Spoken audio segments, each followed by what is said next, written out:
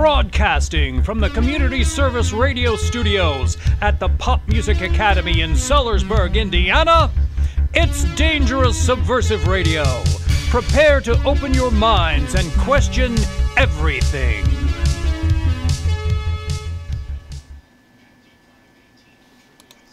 Well, hello there, Tim and Russ. How are you guys doing? Hey, Jackie. How are you guys doing? Doing just great. Welcome to Dangerous Subversive Radio. Tim Retallack is the host. And Tim, you want to give us a little intro there? Yes. Welcome to Dangerous Subversive Radio. It'll be like the second entrance, but so it's okay. Still. Always nice to have our good friend Russ Martin with us. And as always, the man behind the curtain is master engineer and producer. Gotta find a curtain somewhere. I'll hide behind you, Russ. I don't want no men behind the curtain around behind me. Go ahead. Of course. Of course. The Wizard of Oz. Right. Now, today we are continuing our series on the United States Constitution. And I believe we're going to start in Section 8 today, aren't we? We are going to start in Article 1, Section 8. Anyone who missed our first episode with the preamble and leading up to Article 1, Section 8 can view it on YouTube. It will always be there. But again, we're starting with Article 1, Section 8. Article 1 of the Constitution deals with the legislative branch of government. It actually establishes our legislative branch of government. And Section 8 is one of my favorite sections. This is a section that describes the powers of Congress. Okay. So we might as well just jump right in. Good. Tim, I'll go ahead and get our slate up there and everyone can see what you're reading. Okay. Go ahead. 8. The Congress shall have power to lay and collect. Tim, start that line again. Because Tim, start that line again because you back. You went off there for a minute, but you're back now. Okay. The Congress shall have power to lay and collect taxes, duties, imposts, and excises, to pay the debts and provide for the common defense and general welfare of the United States. But all duties, imposts, and excises shall be uniform throughout the United States. Now, some people read that clause about uniform, and they think of a flat tax, which I think would be great. And this is open to, interpretation. Interpretation. I interpret this to mean that they cannot charge twice the taxes in one state that they do in another. Okay. Okay. Now, I wish these were numbered because I think that we would find that depending on how you read them, there's either 18, 19, or 20 different things listed here. Oh, okay. That was number 1. Okay. To borrow money on the credit of the United States. To regulate commerce with foreign nations and among the several states and with the Indian tribes. To establish a uniform rule of naturalization and uniform laws on the subject of bankruptcies throughout the United States. Now, that's one of those things where that could be talking about two different things, even though it's in one sentence, really. Okay. Here's an interesting one. To coin money, regulate the value thereof, and of foreign coin, and to fix the standards of weight and measures. We will find out later on that coin, they considered coin to be the only legitimate currency.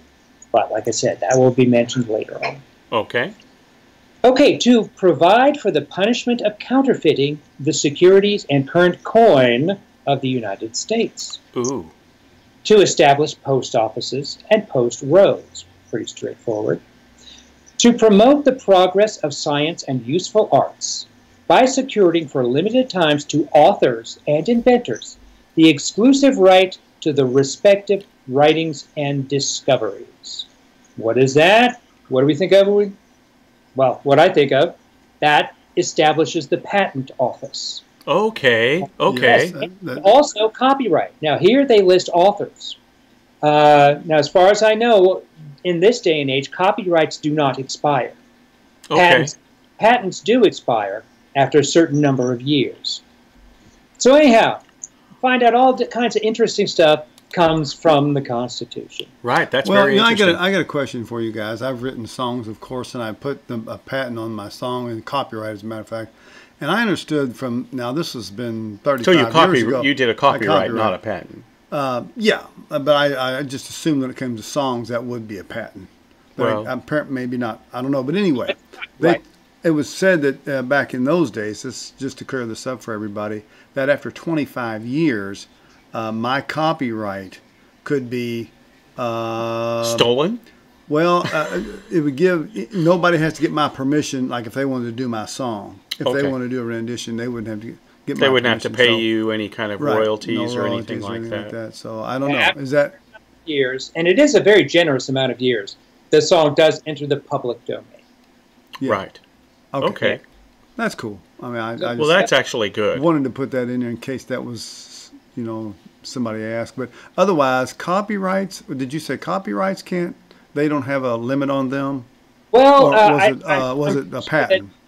Yeah, I'm pretty sure that copyrights on written materials, texts, do not expire. Okay. So, you know, James Michener's novels do not enter the public domain. They are still, you know, they still have to pay royalty to his estate.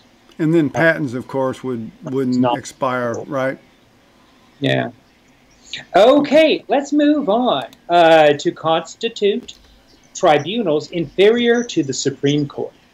So Congress can establish lower-level courts throughout the United States to define and punish piracies and felonies committed on the high seas and offenses against the laws of nations, so that they can pass laws and punish pirates. Interesting thing is, we're going to find out a little later on that they could also produce their own pirates. Oh, my. Well, yes, right. Yeah. Okay. Declare war, grant letters of marque and reprisal, and make rules concerning captures on land and water. Here it is, right here, a letter of marque. This Congress gives a letter of marque to the captain of any ship, and that ship becomes a privateer, which is a government-sanctioned pirate. Wow. They could capture any ship. They could, you know, loot any valuables on that ship, as long, you know, it was an enemy ship, of course. They didn't do the United States ships, but I always thought that was interesting. Government-sanctioned pirates. So we can punish anybody else's pirates, and we can produce pirates of our own. Okay. Is that just a figure of speech? I mean, or is that... it's the Constitution. I mean, no, on the pirate thing. I'm just thinking, you know, because when we were out to sea, I mean, I was in the Navy myself, and I'm pretty well sure that my captain had orders, and another country might have taken us as pirates, but we were not thought of... we don't think of ourselves as pirates. We think of ourselves as more like a police than a pirate. Well, that's because you were in the Navy. You were in the armed forces of your country. Okay. Letters of marque weren't granted to the captains of naval ships. Oh. They were granted to the captains of merchant ships, fishing vessels, anything that could be outfitted with enough guns to take another ship. Right. Okay. Right. That's I got you. You were in the clear there. Okay. Okay. I don't feel guilty anymore. Yeah. To raise and support armies, but no appropriation of money to that use shall be for a longer term than 2 years. So every 2 years they would have to, even if this was the United States Army, every 2 years, if a war were still going on, they would have to go back to Congress and reappropriate money for that army. And this just goes to show how little they trusted any armed force. Right. That any armed force of a government. They were incredibly wary of armies and armed forces and the government controlling it all. Right. Right. Okay. Next, to provide and maintain a navy. Pretty straightforward.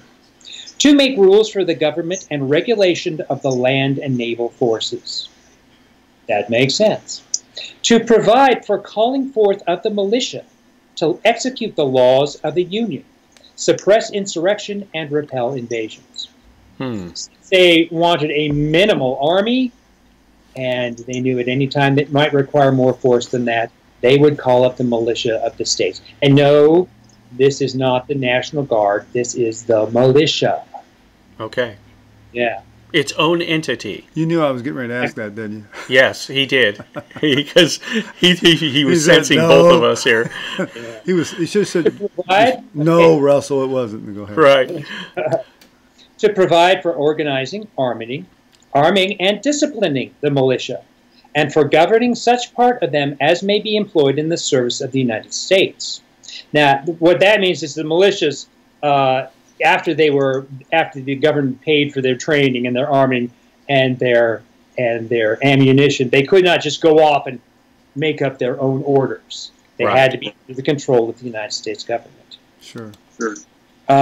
Reserving to the states, respectively, the appointment of the officers and the authority of training the militia according to the discipline prescribed by Congress. So Congress maintained control of the militias when they called them up. Ah, okay. Next, to exercise exclusive legislation in all cases whatsoever over such district not exceeding 10 square miles as may, by cessation of particular states and the acceptance of Congress, become the seat of government of the United States, and to exercise the authority over all places purchased by the consent of the legislator of the state in which the same shall be for the erection of forts, magazines, articles, dockyards, and other needful buildings. Okay, so what are they talking about there? Confusion? They are talking about the District of Columbia. Ah, yes, because of the size there. Yes, it is a 10-mile square carved out of the states of Maryland and Virginia and was ceded by them to the government. Okay. The Washington, D.C.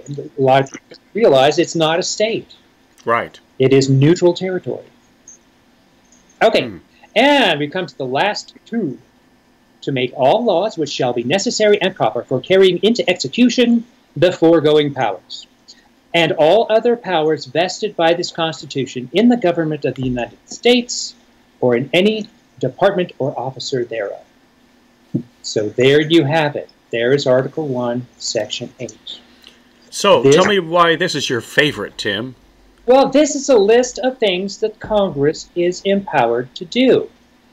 And it does not have a little tagline on the end and says, and whatever else they feel like. Right. Which means that this is an exclusive list of what they are allowed to do. Okay. Now, does it have in here confiscating and redistributing wealth for purposes of health care? Is that in there? Didn't say so. No. Does it say that they can force schools to allow males to compete as females, thereby nullifying all the hard work that the female athletes have done? I'm not seeing that. No, it doesn't say it. No. In there. Does it say that they can create a slush fund to pay off anyone who makes allegations of sexual misconduct against Congress members? Not in there. No. Didn't say it. As a matter of fact, I would wager that probably the bulk of what Congress has done over the last 243 years is probably unconstitutional. Now, some people may remember John Boehner. You guys remember him? Yes. Speaker of the House from 2011 to 2015 during the second term of President President Obama. He who must not be named. Now, John Boehner promised us at one point that from now on there was going to be a citation of constitutional authority attached to every bill they passed, demonstrating that it was in line with the Constitution. Do you guys remember that? I think I do. I don't. Yeah, exactly. Because we never heard another word about it after he promised the country about that. Yes. Promises. I think it's because there's a lot of Republicans who aren't any more enthusiastic about staying with the Constitution than Democrats are. And that's Right. for sure. For sure. That's obvious. Yes. I'll wet my whistle again here. Well, Well, that's bottoms all. up. Yeah. Cheers. On this end, at least, today's featured beverage is Lipton Cold Brew Iced Tea. On this side of the fence, it's coffee. Okay, so that was Section 8. We are coming into Section 9. Okay. Yeah. Hard to say that this section is about any one thing. Okay, so we're just going to jump in and talk about it paragraph by paragraph. Okay, that sounds good. The migration or importation of such persons as any of the states now existing shall think proper to admit shall not be prohibited by the Congress prior to the year 1808. But a tax or duty may be imposed on such importation not exceeding $10 for each person. So if you're going to import people and pay taxes on them, we're most likely talking about slaves. Right. Oh my goodness. That portion of our population that insists that the United States is founded on slavery, that the founding fathers were just a bunch of old white slave owners who just wanted to be able to keep their slaves, and that's why they wrote it into the Constitution. But what does this say? It shall not be prohibited by Congress prior to the year 1808. What does that imply? That any year after that, they can prohibit the importation of slaves. Now, if they wanted to keep slavery going in perpetuity, why would they ban their importation after a certain date? Sounds like they did not want it to keep going. Yeah. Yes, some of the founding fathers were slaveholders. Yeah. Yes, a lot of them had very ambiguous feelings about slavery in general. And to me, this sows the seeds of the abolition of slavery right in our Constitution, rather than providing a way to perpetuate it. Right. That sounds good. Okay, next sentence. The privilege of the writ of habeas corpus shall not be suspended unless when in such cases as rebellion or invasion, the public safety may require it. Do you guys know what a writ of habeas corpus is? I tell used to. I remember reading about it in school. I remember the phrase, but I don't remember what it I have always been fuzzy on what habeas corpus means. What habeas corpus means is that if they arrest you, they have to, within a reasonable amount of time, bring you before a court or a judge and demonstrate that they had legitimate grounds to arrest you. They can't just arrest you, throw you in a cell, and leave you there. Right. Right. So this says that that shall not be suspended unless in cases of rebellion or invasion, in which case the public safety may require them to take a different route. Right. Okay. Next, this one's in brackets. No capitation or other direct tax shall be laid unless in proportion to the census or enumeration herein before directed to be taken. I'm not going to try and bluff you guys. I'm not sure exactly what that sentence means, but I will find out. It's got a section in. Can you read that, Russ? I can't see it too well from here. section in parentheses. Section in parentheses clarified by the 16th Amendment. Okay.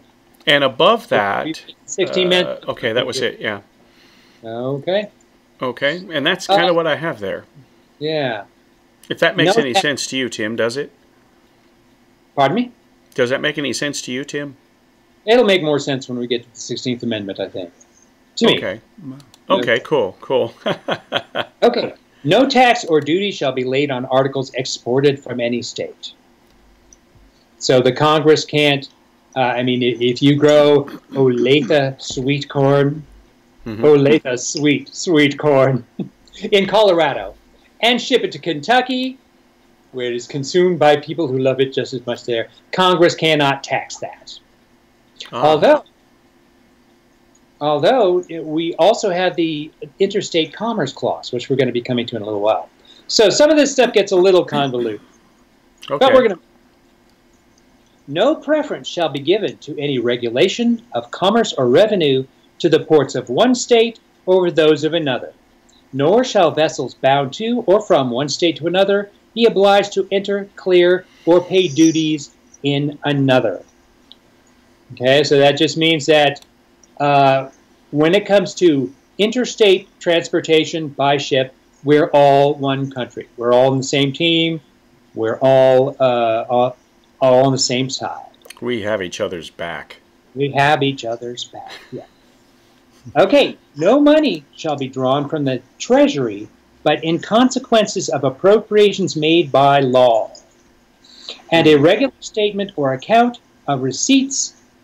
Hold on, lost my sentence. Okay. Receipts and expenditures. No money shall be drawn from the treasury, but in consequence of appropriations made by law. And a regular statement of account of receipts and expenditures of all public money shall be published from time to time. That just means that Senator what's-his-face can't just go over to the treasury and make a little withdrawal for his party this weekend. Which, then how are they doing this? Who's greasing their palms? I don't know. Well, wouldn't you think that if they want a little bit more, they'd just get their donors to cough up some more money and hey, Yeah. Well, sponsors. That's probably the way they do it. Or whatever lobbyist. Yes, exactly. Yeah. Hey, guess what? We're going to have a party this weekend. You want to be a part of this? There's going to be people there that you might want to know. Yeah, exactly. Yeah. What almost every other country in the world calls bribery and extortion, we call lobbying. Yeah, that's right. Exactly right. And what they call, corruption, we call it lobbying, right? Yeah. Okay, last sentence in this section. No title of nobility shall be granted by the United States, and no person holding any office of profit or trust under them shall without... Tim, read that one again. We lost your audio again for a second there.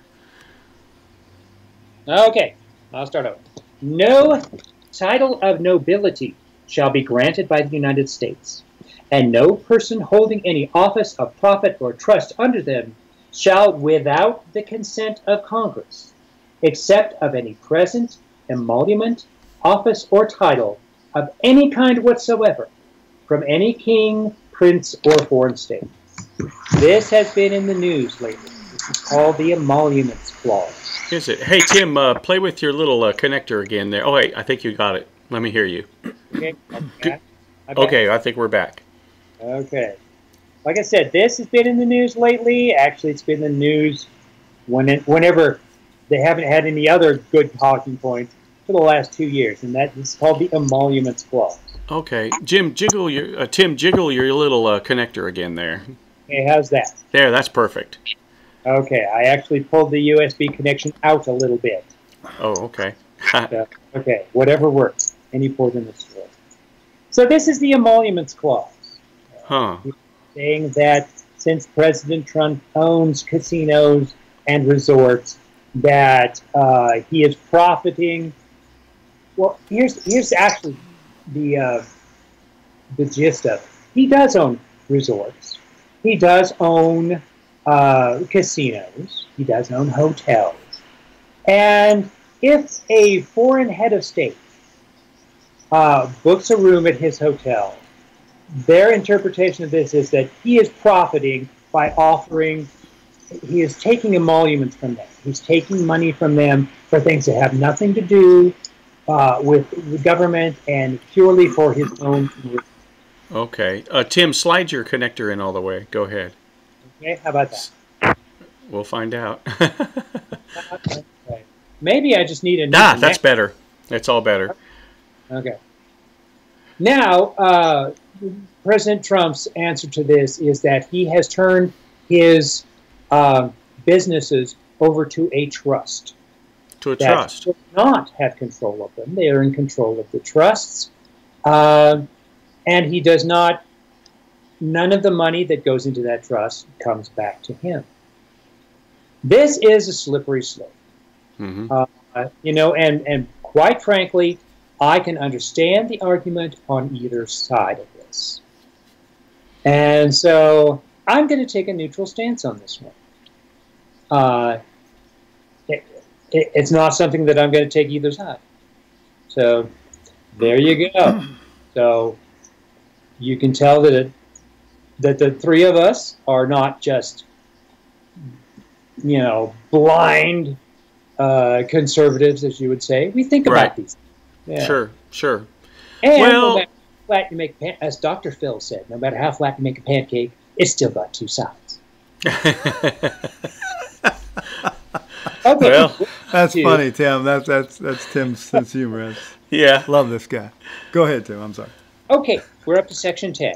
Okay. No state shall enter into any treaty, alliance, or confederation, grant letters of marque or reprisal, coin money, emit bills of credit, make anything but gold and silver coin a tender of payment of debts. I just discovered something myself.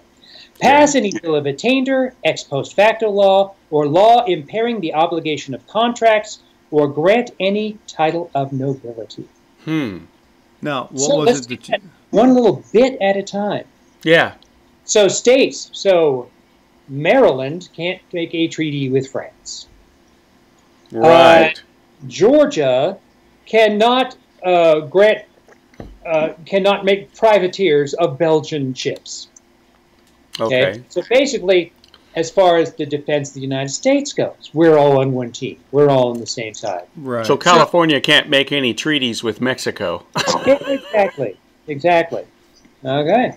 Now, remember I said... Open border treaty. Yeah, or New York City mayor can't do that sort of thing, but he does. Right. So what does that have to do with all these sanctuary city things? I mean, does that have any kind of connection there? That is an excellent point. I think the distinction is that California has not put it into writing and signed by California and Mexico that illegal aliens will not be prosecuted in California. It's they just don't follow like the other. Deal. Okay. And handshake deals are pretty hard to, and really, all they have Mexico that they're not going to, that they're not going to prosecute any of the illegal aliens. All they have to do is then to advertise that they're sanctuary cities and states and whatever, and then make sure that the folks in Mexico know about it. That's true. And come to think of it, pretty much the only difference is that it's not in writing. And so that's why it's not a treaty. Okay. It's just Go ahead. This next sentence here, they shall not make anything but gold and silver coin a tender in payment of debts. But you have to... Oh, okay, I see where you're at. In the sentence where it says no state shall do that. And so it's kind of interesting because it both allows states to mint their own coins, but disallows any of the states to print any paper money. Do what now? To print. Tap that connector again, Tim. Okay. So this says that states are not allowed. Well, both that states are allowed to mint their own coins, and yet at the same time, none of the states are allowed to print any paper money. Okay, paper. Now, yeah, Tim, we're still getting some scrambled audio from your microphone. I hope we're going to be able to continue this. I hope so too. Just kind of play with the connectors just a little bit, and I'll let you know if I hear anything there. Okay, well, play with the other end of the connector. Yeah, maybe so. Is that any better? Nope, still doing the same thing. Okay. That's worse. Can't hear you much. How about that?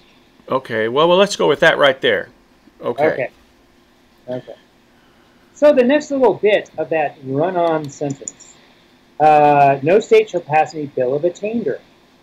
Are you guys familiar with what a bill of attainder is? Actually, I'm not. I am not either. No. Bill of attainder is, let's say you got this one person who came up with this pyramid scheme and got very wealthy on it.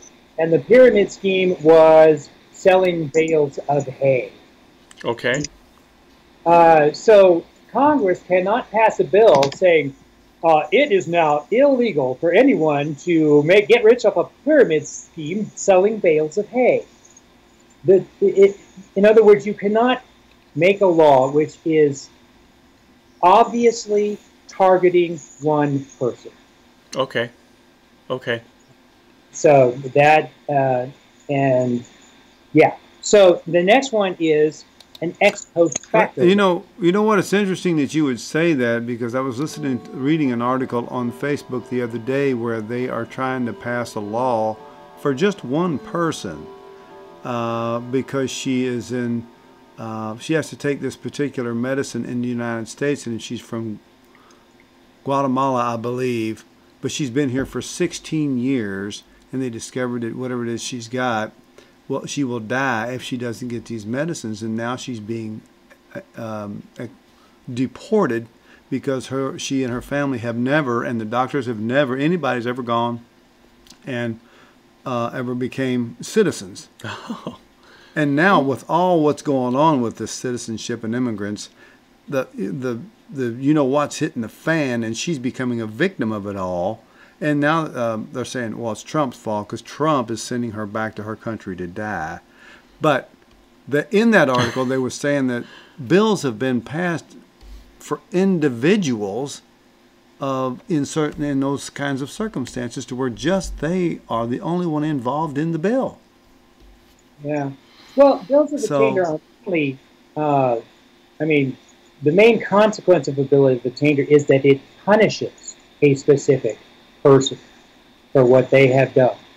If she's being deported and she never bothered to become a citizen, well, obviously our immigration laws aren't targeted specifically toward her. Right, exactly. Except for the fact that she needed to, you don't have to live by the law, but you're going to die by it whether you like it or not. That's an interesting concept. You don't have to eat right, but if you don't, you're going to die. You're going to die sooner than you would otherwise. And the laws, some of the laws are like that too. Like, you can't kill somebody. You're going to forfeit your own life, or you should anyway. That should be the way it is, but that's not even law either. But that kind of gripes me there too. That's another subject. But anyway, that's trying to pass laws to allow her to remain. Specifically her. Is she named in the legislation? That's what I would be curious about. I just heard them say that in the past, and they didn't know why Trump couldn't do this, or the current administration couldn't do it, because certain bills have been passed for individuals before, depending on their circumstances. But you're right; it's not a punishment at all. It's just that she's being deported because she's. I mean, how many times would you have to redo your green card over a 16-year period? I mean, why wouldn't she have even tried to get her citizenship, or her parents, or the doctors? What's going on there? I don't get that. Yeah, that's another question. Was she here? Now, just because she didn't become a citizen doesn't mean she was here illegally. We have a lot of people here on green cards. Sure, student visas. I'm sure and things she's like here that. legally. She's got her own insurance too, by the way. We're not really paying for this kid, although how many people are on long-term medical insurance for 16 years at that level before the insurance company goes up belly up? I mean, just on this one kid. I can't imagine that they're doing that, but they're saying they are. That sounds like something I'd have to do some more research at and make sure we've got all the facts. Well, that might be worthy. Yeah, it'd be an interesting story. I'm discussing it with an acquaintance of mine and some buddies that I know, and they were going over it. He said, well, I don't care if she's a citizen or not, and he's right. She doesn't deserve to die just because she's not a citizen, and he's right. But like I said, if you got to live by the law, you're going to die by it. So, and this girl, she's the victim here because of whoever around who she's surrounded by have not followed the law. Right. They just assumed that under the way we've been going for the last 50 years, it would be okay if she stayed here indefinitely. And they're wrong this time, Right. So, anyway, where were we at? Well, we are at the next part of this sentence. And I'm just going to, just to make it understandable, no state shall enact any ex post facto law. You guys familiar with ex post facto law? That's Basically, another. Yeah, go ahead. Facto law is where you take something that's perfectly legal, you pass it a law making it illegal in order to prosecute the people who were not criminals yesterday, but you've made them criminals today because you don't like what they were doing yesterday. Got it. State of California has Common sense. Has passed one of these. It was a gun law outlawing a type of rifle that was used by biathlon athletes in the Olympics. So there was this young woman who was a biathlete. And for those of you who don't know what the biathlon is, it is a curious mixture of cross-country skiing and marksmanship. Biathlete has his rifle, his target rifle slung over his back, and he races to the next checkpoint, and he shoots some targets, and then he slings it on his back again, races to the next checkpoint, and that's the competition. And guerrilla warfare was born. No, it's the rifle that this young the young Olympic athlete was using. So what she was doing was perfectly legal yesterday, and today she is a criminal unless she gives up her competition in the Olympics. Oh my goodness! Yeah. Right. So yeah, ex post facto laws, they're kind of like bills of attainder, only instead of specifically targeting a person, they're specifically targeting an activity. Right. But they are no less unconstitutional. Last part of this, no state shall pass a law impairing the obligation of contracts or grant any title of nobility. So you can't, if you've got a contract with somebody, you don't like the terms of the contract, you can't talk to your state senator and get them to pass a law nullifying your contract. Right. And darn it. Yeah. The trucking industry did that for a long time. Go ahead. And also, no state can grant a title of nobility to any one of its citizens. Okay. Okay. And we are up to, well, the next paragraph. No state shall, without the consent of Congress, lay any imposts or duties on imports or exports, except what may be absolutely necessary for executing its inspection laws. So, a state can,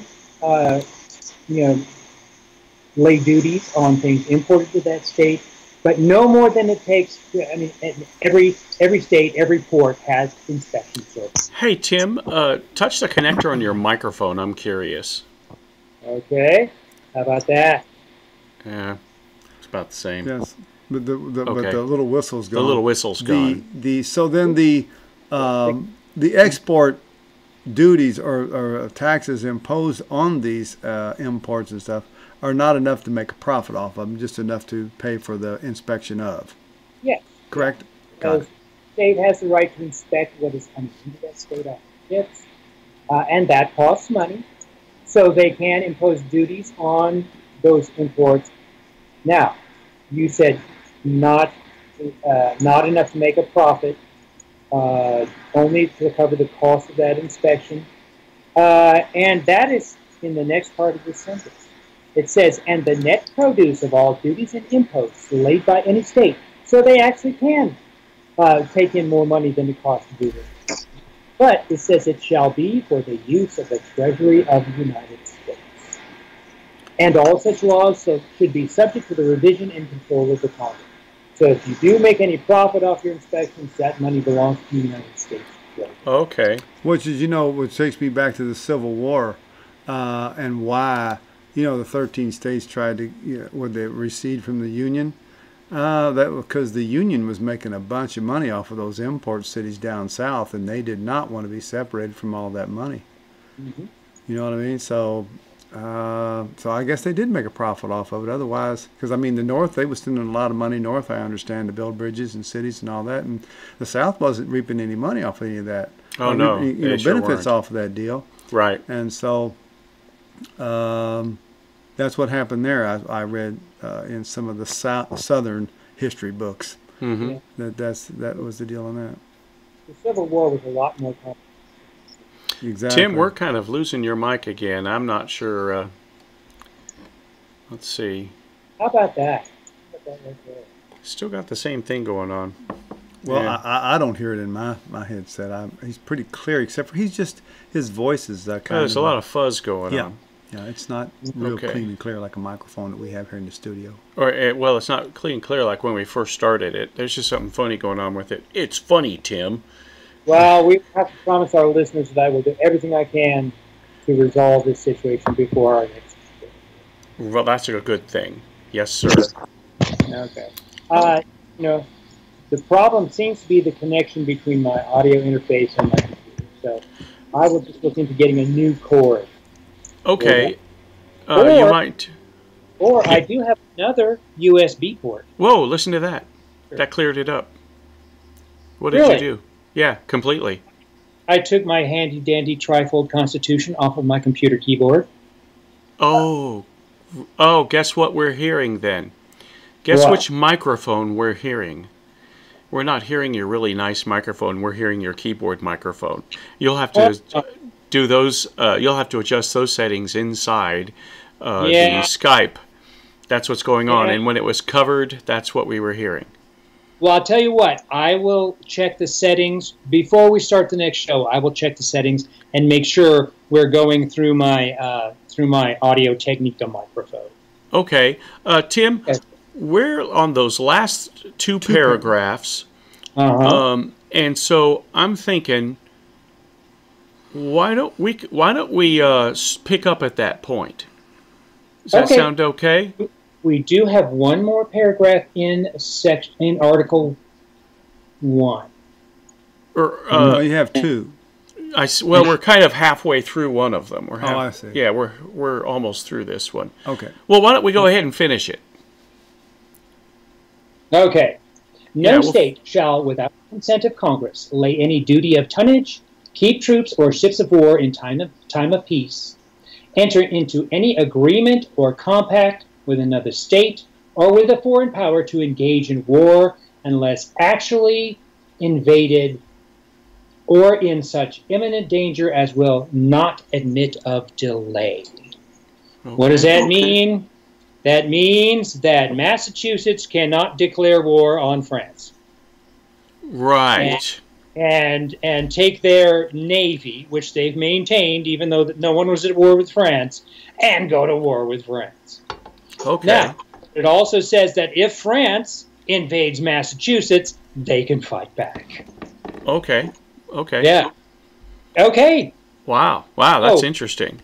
I apologize to our listeners for the microphone troubles today. No biggie. I think we'll figure it out. And really, the biggest problems we had, folks, is I didn't even get all of our titles fixed up yet because I was busy monkeying around with all of the audio issues we were having. Yeah, so that's the thing that I continually have with this computer is audio this and audio that. So next time we'll be a little more prepared in every way. Yeah. So Tim, when we diehard fans and devotees will understand.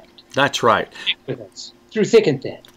Right, and so Tim, when you after you end the show, we'll play around with some microphone settings, and I'll make sure once we end the show, everything's not recording anymore, and we'll go from that. But so Tim, you have a little outro for us.